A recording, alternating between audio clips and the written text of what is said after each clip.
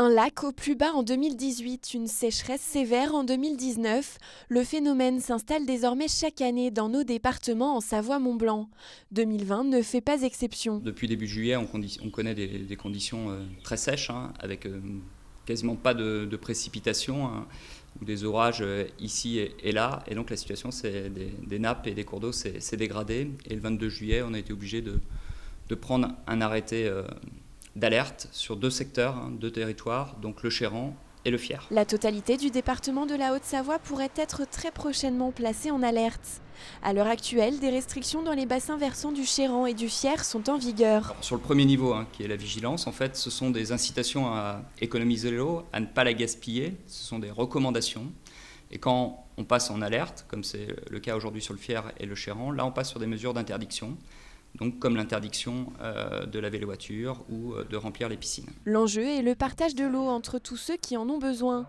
Il faut alimenter l'agriculture, l'industrie, le réseau d'eau potable, mais aussi penser à la faune et à la flore qui nécessitent un niveau minimum pour pouvoir survivre. Il y a différentes études qui sont menées sur les volumes disponibles, ce qu'on appelle les études sur les volumes prélevables, avec la mise en place de stations de mesure et de suivi par les collectivités pour enregistrer en continu les différents débits qui coulent dans les cours d'eau ou les hauteurs des nappes. Et c'est ça qui permet petit à petit de capitaliser de la donnée et de la connaissance pour voir exactement comment se comportent les cours d'eau et éventuellement constater des évolutions au fur et à mesure du temps pour adapter les prélèvements en conséquence. S'adapter et trouver des solutions sur le long terme, c'est aussi la mission de l'Agence de l'eau. Il a tendance à faire de plus en plus sur l'été. Il a tendance aussi, pas forcément à pleuvoir moins sur l'année, mais à avoir une pluviométrie répartie différemment, avec à la fois une concentration des épisodes pluvieux sur des épisodes très intenses qui peuvent être catastrophiques, et à l'inverse des longues plages de sécheresse de plus en plus fréquentes.